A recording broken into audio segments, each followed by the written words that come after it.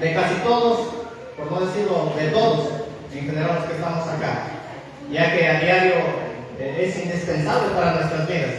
Sabemos que sin dinero no podemos hacer nada, ¿verdad? Nos preguntamos, a ver, el dinero necesitamos para la comida, dinero necesitamos para la educación de los hijos, dinero necesitamos para transportarnos de un lugar a otro.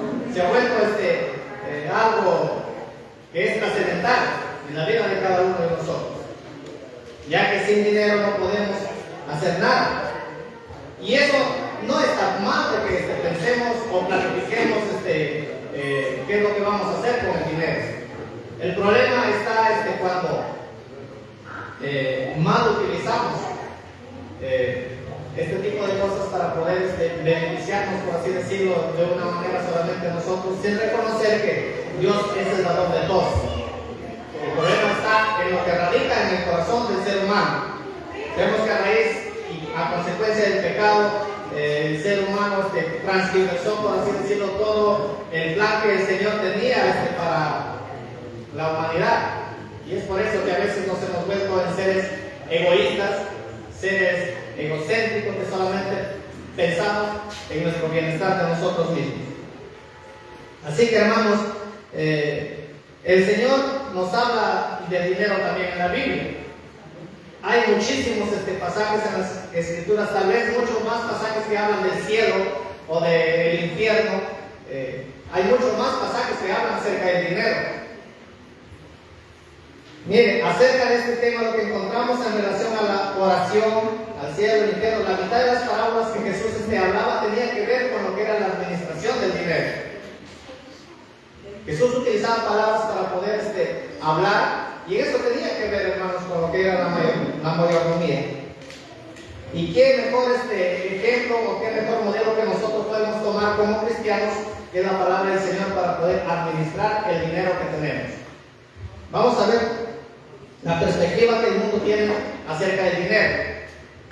El mundo tiene una perspectiva, y a veces las personas que recién llegamos al Evangelio venimos con esa perspectiva también, ya que no tenemos mucho conocimiento de lo que es el Evangelio. La perspectiva del mundo es esta, de que yo tengo que atesorar o acumular dinero, riqueza. Esa es la perspectiva del mundo. Yo tengo que trabajar para lograr todo y una vez que hayas logrado lo que anhelabas, los proyectos que tenías, ahora mi otra preocupación es mantenerlo, ¿cierto? ¿Cómo lo mantengo? ¿O cómo cuido de ese dinero una vez que has atesorado de la riqueza? Es decir, son deseos personales, sus necesidades son deleites, y su seguridad, una vez más, que han obtenido esto, es cómo mantenerlo.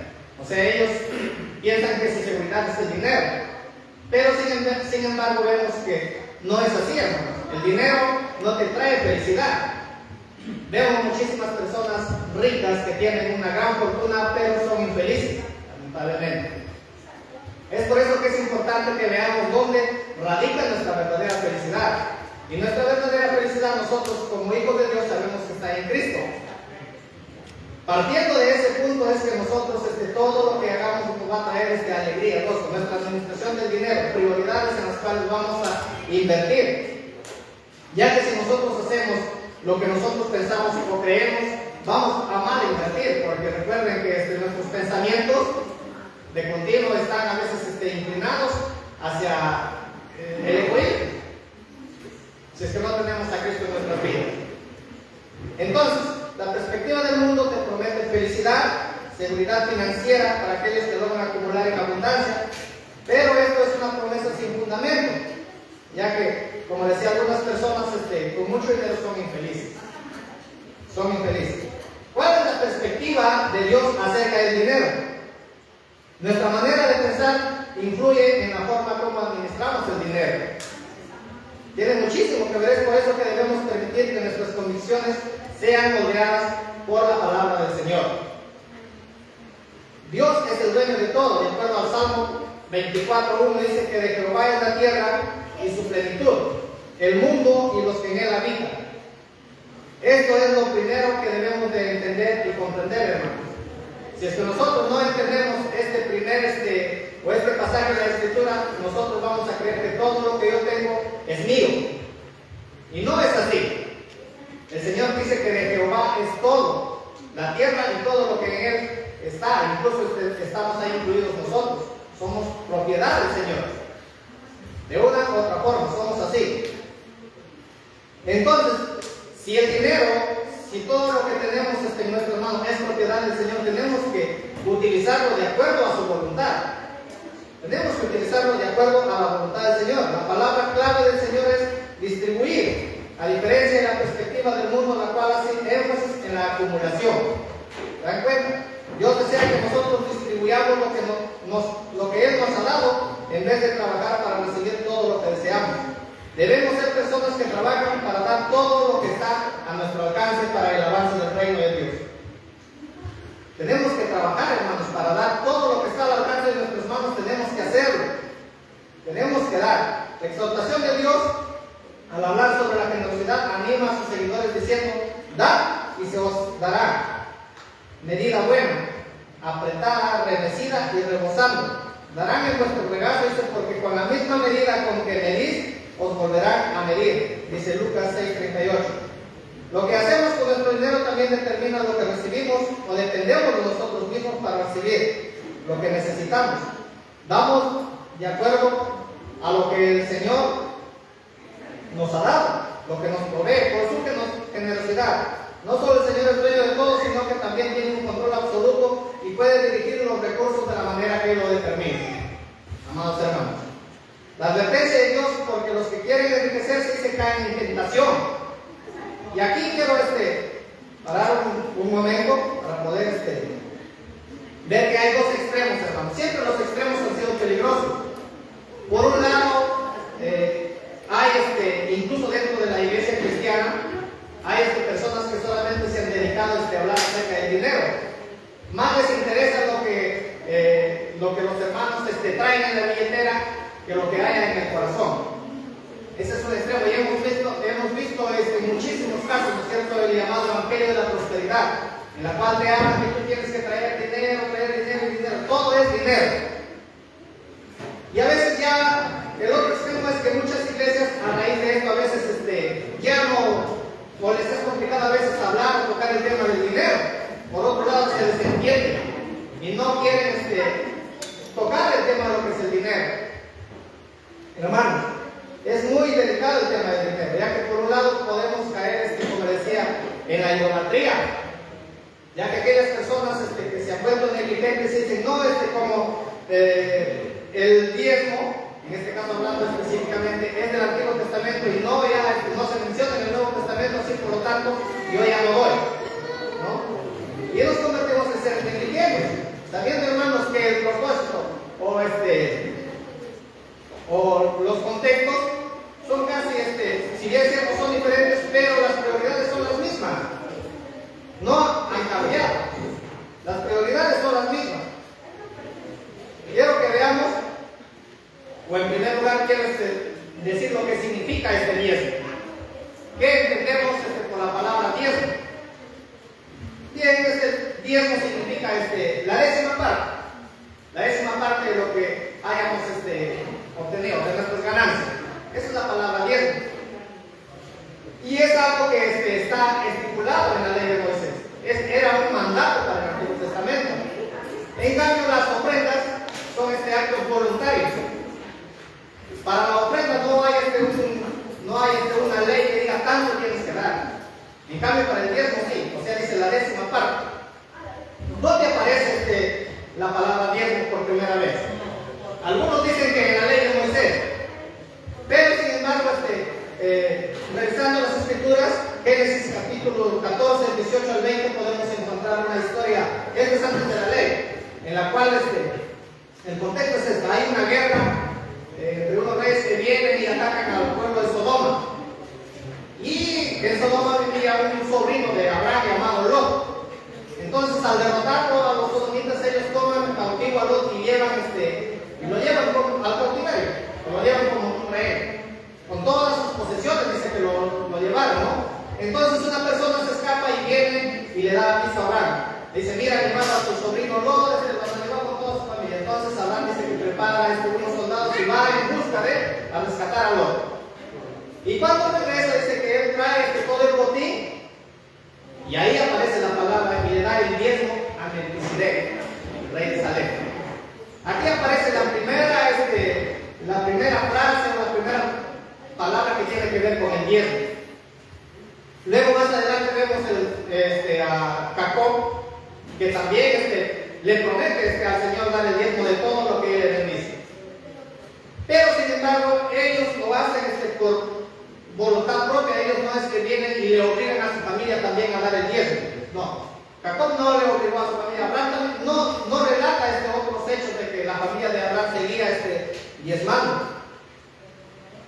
Así que luego ya viene la ley mosaica de Moisés para los israelitas. Es decir, el dar el diezmo era una obligación que permitía financiar sus actividades religiosas. Entonces ahí sí, como le decía, ya era una ley. O sea, estabas obligado. Ya no le daban solamente por voluntad o porque ya tengo eso en el corazón, sino que era una obligación. E incluso algunos hasta de mala gana, pero tenías que darlo, porque recuerdas que si transgredías la ley, había consecuencias, ¿verdad? Entonces, el diezmo se usaba ¿para qué? Para mantener los siervos de Dios que estaban totalmente dedicados a los trabajos religiosos. Ellos no poseían tierras para cultivar. Este era el caso de los levitas. Entre ellos estaban los sacerdotes. Números 18, 20 al 21 relata que el pueblo daba el diezmo a los levitas y que no eran los sacerdotes los que recibían directamente el sueldo o el diezmo de los israelitas, sino que dice que los levitas ellos traían el diezmo de los diezmos y ellos depositaban o le daban al sacerdote. Así que parece que también había que dar un segundo diezmo cada año. No es que solamente existía un diezmo, sino que este era el diezmo para los levitas y los sacerdotes. Pero también había un diezmo o un segundo diezmo que cada año se daba. Este beneficiaba tanto a los levitas como a los no levitas también.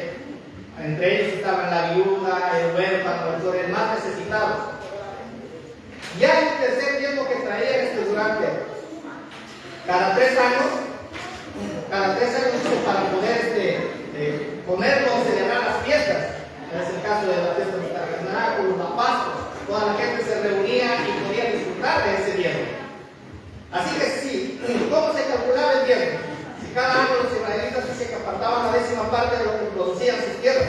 Recuerden que no era dinero lo que ellos traían, sino que ellos traían de lo que producían. Si tenías ganado, tenías que traer de tu ganado. Si producías el trigo, por ejemplo, o sea, de los productos que ellos cosechaban, traían el diezmo.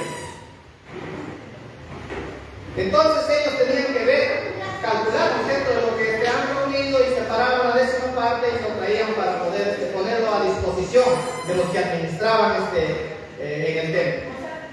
Cuando daban el diezmo, los israelitas tenían que hacerlo todos los años, dice Deuteronomio 14:22. Pero cada 7º año, recuerden que las tierras había una ley que las tierras tenían que descansar, ¿verdad? Entonces ese año no podían dar. Así que el 7º año no había diezmo, cada 6 años. El 7º año no había diezmo. Entonces, en vista de esta circunstancia especial, no se recogía el diezmo en la temporada de la cosecha. Además, cada tercer y sexto año de este ciclo, los israelitas compartían el segundo diezmo con los pobres y los levitas. Ellos se juntaban en las reuniones del templo y podían compartir, todos juntos. Una de las preguntas más frecuentes con la relación a la ofrenda tiene que ver con el diezmo en el Nuevo Testamento. ¿Qué opinan ustedes acerca de este tema? En el Nuevo Testamento, ¿se debe diezmar en la actualidad o ya no? Es una pregunta que a veces mucho se hace, ¿no? Y es controversial. Hay algunos que dicen que sí, se tiene que seguir diezmando, otros que dicen no. Como decía, es importante entender que el diezmo del Antiguo Testamento era obligatorio. Era una ley para todo israelita. Por eso es que fue instituido como la ley de Moisés. Y bueno, era una ley para todo el pueblo que tenía que hacerlo, que Dios había ordenado dar el diezmo. Entonces, fíjense una cosa. Queremos que nos mantengamos todo esto, todos estos principios que son los mismos. La forma no ha cambiado, como decía, para los diezmos. ¿Para qué pedía el diezmo el Señor a los israelitas? Era, dice, para mantener el templo, ¿verdad? Otra para poder solventar, por así decirlo, los gastos de los levitas, que ellos no tenían tierras, que no habían tenido parte en la heredad del pueblo de Israel. Dígame, hoy en día, ¿acaso nosotros no tenemos esas mismas necesidades? Nosotros, miren, este local que tenemos, necesitamos cubrir estos gastos porque pagamos un alquiler acá. Lamentablemente o tristemente, hermanos, a la iglesia los gastos no los soluciona o no provee el gobierno. El Estado no provee nada para sustentar los gastos de la iglesia. Tampoco lo hace de repente el hermano que tiene una gran empresa o un grifo de repente ahí es el que solventa los gastos de la iglesia. No. La iglesia sigue pasando las mismas necesidades que pasaban en la antigüedad del pueblo de Israel. A nuestro hermano pastor, ¿quién le va a pagar el sueldo? Él se dedica todo el tiempo completo a estudiar, a prepararse para poder compartir la palabra del Señor. Y necesita que alguien, o necesita de algún lugar también él vivir, ¿no es cierto? La misma palabra del Señor dice que aquel que predica el Evangelio, que viva del Evangelio. ¿Verdad? El pastor, hermanos, no es que va a vivir de una ofrendita que el hermano por ahí le trae, de repente, no sé, un pollito de vez en cuando. De eso no va a vivir el pastor. No es que cada domingo yo le llevo niños, pastor, y de eso no es que viva, no, hermanos, estaríamos oprimiendo a nuestro hermano pastor. ¿Cuántos de nosotros no nos alegra poder ver que de repente nuestro pastor tiene un servicio en la cual pueda vivir dignamente? Tampoco de que se llene de posesiones como algunos ciertos predicadores vemos, ¿no? Dicen, no, mira, el Señor ha dicho que me va a bendecir en todo y tratas de oprimir al pueblo del Señor con la finalidad de tú darte una vida llena de lujos. No, el Señor quiere que vivamos de una vida digna, de una vida en la cual pues no podamos decir puedo vivir con lo suficiente, con lo que necesito, lo básico, por así decirlo. Entonces a todos nos gustaría eso. Todos sabemos que pasamos necesidades, pagar la luz. Miren todos estos equipos que hay acá. ¿Quién de dónde van a salir, hermanos? Necesitamos gastos. Así que lo que en esta mañana quiero es que podamos tomar conciencia, hermanos. Algunos dirán de repente, pero yo no tengo trabajo. Hay unos hermanos que tienen unas buenas empresas que ellos proveen. Hermanos, el Señor puede hacer o puede tocar los corazones de esas personas para que ellos que hay unos 3 o 4 empresarios acá y ellos puedan solventar todos los gastos de la iglesia. El Señor lo puede hacer, pero no es bueno, hermano, eso. No es bueno.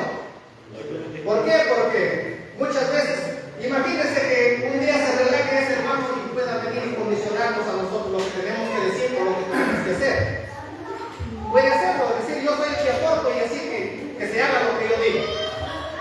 Y hay muchas personas que han hecho esto, hermanos. Así que no es bueno. Si nosotros ganamos poquito, pues de ese poquito, hermanos, tenemos que separar para la obra del Señor.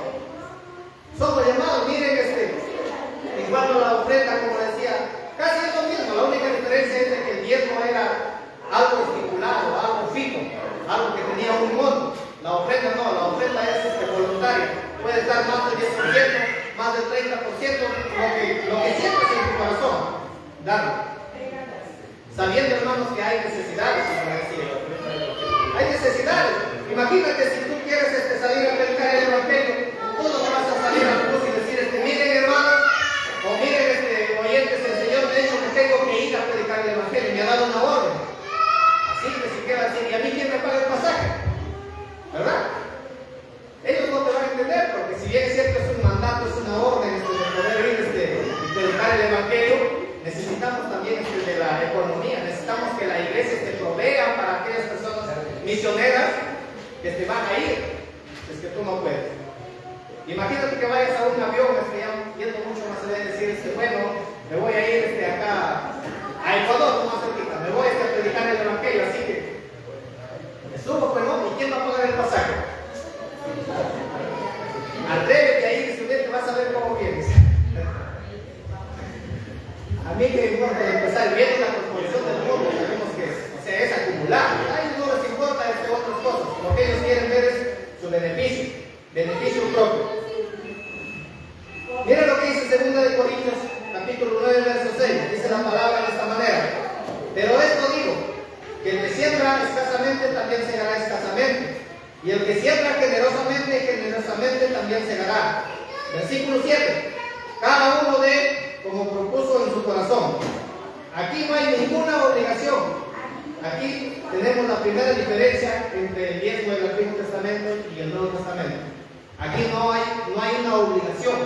Cada uno dé conforme a propuesto en su corazón. Cada uno dé como propuso en su corazón. Acá nadie te obliga, por así decirlo, a dar el diezmo. No es que hay ahí en la puerta una mesita donde un hermano está sentado y dice: hey, ¿qué está pasando? ¿Cómo es que te pusiste cuentas? No, ¿verdad? A nadie les ha pasado, ¿no? Nadie, hermano. Así que acá tratamos de darte razones convincentes, razones bíblicas, lógicas, en las cuales tú tomes conciencia y digas, pues, bueno, es verdad, la iglesia tiene necesidad. Quizás acá estamos, miren, ¿cuántos quisiéramos estar en un lugar más amplio, de repente, en el cual haya más ventilación, poder sentirnos más cómodos? Pero, lamentablemente, con los recursos que tenemos, eso es lo que hemos podido encontrar. Y tenemos que darle gracias al Señor porque por lo menos tenemos un techo. Aquí, en el Perú no podemos salir de repente allá al parque todos y poder predicar el Evangelio. No podemos porque hay incomodidad. Los vecinos, hay personas que por ahí hay distracciones, así que no podemos tener eso. Necesitamos de un local en el cual podamos reunirnos y poder celebrar el día del Señor. Cada uno de conforme propuso a su corazón. Este es un principio, hermanos, importantísimo. Este es un principio importantísimo. ¿Por qué? Porque tu ofrenda que traes, o sea, vamos a ver también dónde está, ¿no es cierto?, tu tesoro.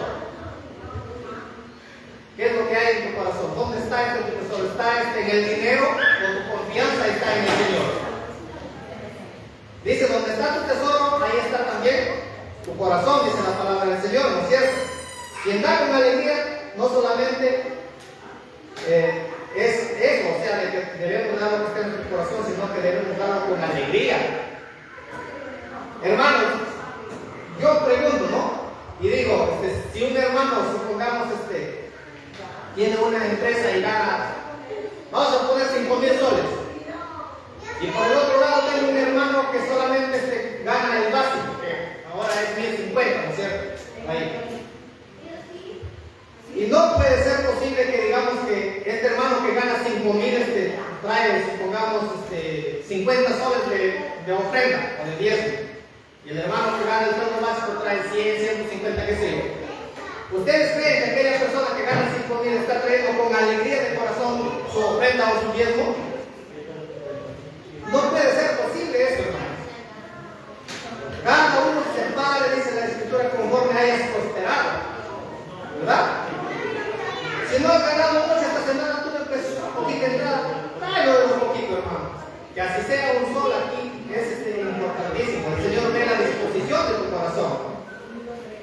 Él no mira la cantidad, Él mira la disposición que tú tienes en tu corazón de dar. A fin de todos sabemos que todo lo que damos no es porque sea mío, sino que somos administradores del Señor. Y recuerden que un día nosotros vamos a dar cuenta de lo que hemos recibido de nuestras manos. Si has recibido un poco, de ese poco tú vas a dar cuenta. Si has recibido mucho, vas a dar cuenta del Señor. Ahora, Jesús nunca dijo que nos diezmen, porque algunos dicen, no, pero es que en el Nuevo Testamento no se habla de diezmo. Jesús nunca habló acerca del diezmo. Sí, es cierto, nunca se habla acerca de ello, pero tampoco prohibieron diezmar. No se prohíbe, la Escritura no encuentras un pasaje en el cual te prohíban diezmar. Los apóstoles nunca dijeron que no lo hagas. ¿Por qué?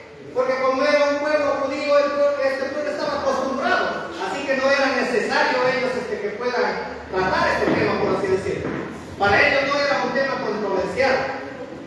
Para ellos venían con esa mentalidad y estaban convencidos de lo que tenían que hacer. Hay ciertas cosas que en la Biblia no se encuentran tan específicas. Por ejemplo, en la Biblia no te habla acerca del aborto.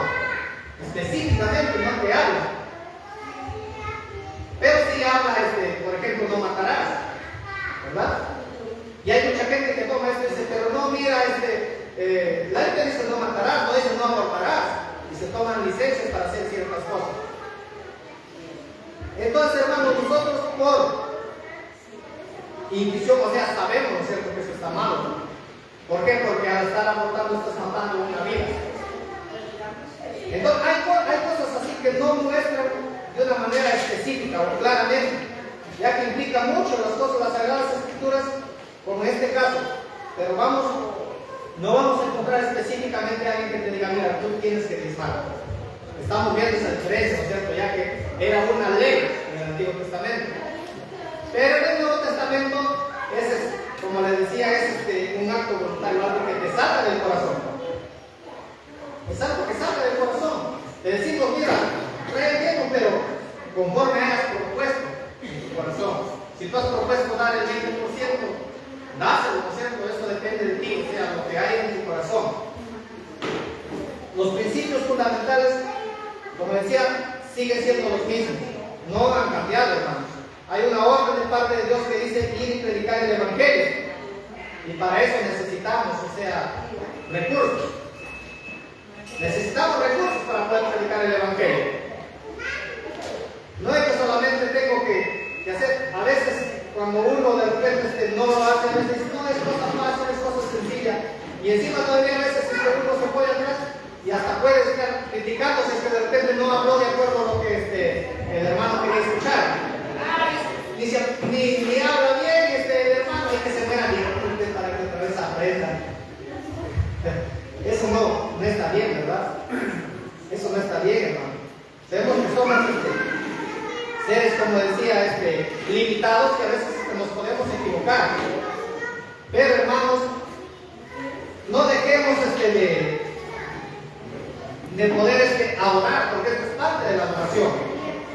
Los diezmos y las ofrendas tienen que ver con lo que es parte de la adoración, porque en el Antiguo Testamento dice el Señor que esto es cosa consagrada al Señor. Consagrado quiere decir apartado para el Señor, para el servicio del Señor, ¿verdad? Entonces yo sé que hay mucha gente que se opone a esto, pero hermanos, como les decía, nosotros tenemos que, la idea no es de querer sacarte todo lo que tienes aquí hoy en día, sino que es, como decía al principio, de que cada uno tomemos conciencia. Tomemos conciencia, hermanos. Mira, en la iglesia acá tenemos muchísimas necesidades en las cuales adolescemos, pero no es que lo hagamos porque simplemente no queremos comprar o obtenerlo, sino que estamos limitados con lo que es la economía. Estamos limitados con la economía, hermano. Así que, hermano, te necesitamos, porque no es que el Señor no pueda hacer las cosas, no es que el Señor necesite de tu dinero. El Señor es soberano y Él puede hacer las cosas como Él le plazca, pero a Él le ha placido que tú y yo seamos parte de la expansión del reino a través también de las ofrendas por los diezmos. Él quiere que nosotros podamos disfrutar de esa bendición. Ni siquiera tanto una bendición física como de repente algunos te dicen, ¿no es cierto? Da tanto y vas a recibir el doble. No. El Señor a nosotros nos ha prometido una bendición espiritual que está por sobre todas las cosas. El que tiene a Cristo en su corazón lo tiene todo. O sea, de ahí parte todo. Si tenemos a Cristo en nuestro corazón, de ahí vamos a partir de una perspectiva correcta. ¿Por qué? Porque vamos a saber, o sea, tener prioridades en nuestra vida. Y el servicio al Señor debe ser una prioridad, hermanos, en nuestra vida. Debemos de tener algo preparado, algo dispuesto. Yo veo ya más adelante en el Nuevo Testamento cuando Pablo dice que va y predica el Evangelio, la iglesia de Acaya, Macedonia, y dice, él va, sabiendo de su generosidad, porque a él le constaba, y dice, por si acaso les escribe una carta, ¿no? Diciendo que cada domingo de la semana separen, ¿no es cierto? Separen una ofrenda, para que cuando vaya de repente o envíe a alguien a recoger, no me vaya a hacer quedar mal, por así decirlo, Pablo. O sea, él había hablado, había dado un buen testimonio de que estas iglesias que decía son generosas, son dadivosas. Pero cuando por si acaso los advertía, ¿no es cierto? Para que ellos separen conforme han propuesto en su corazón. Así que, hermanos, la decisión después de escuchar la exhortación y la advertencia de Dios, que Dios nos da, todos debemos tomar una decisión. Tenemos la opción de obedecer al Señor, orar y confiar en que Él cumplirá su promesa de proveernos conforme a nuestras necesidades? ¿O tomamos la otra perspectiva del mundo que te dice, no, acumula y asegura, o guarda pan para mayo, como alguien dice? Tenemos estas dos perspectivas. La decisión está en ti. Acá nadie te obliga, mira, tú tienes que tomar esta decisión. No, la decisión es de cada uno. El plan financiero de Dios es lo que está escrito para el pueblo de Israel. Pero los principios que encontramos en este pasaje, como decía, también son aplicables para los hijos de Dios. ¿Qué es lo que dice Malaquías 3:8-11? Dice que Dios requiere el diezmo, el cual consiste en el 10% de nuestros ingresos, pero como los israelitas no le obedecieron esto, el Señor, ¿de qué le acusó?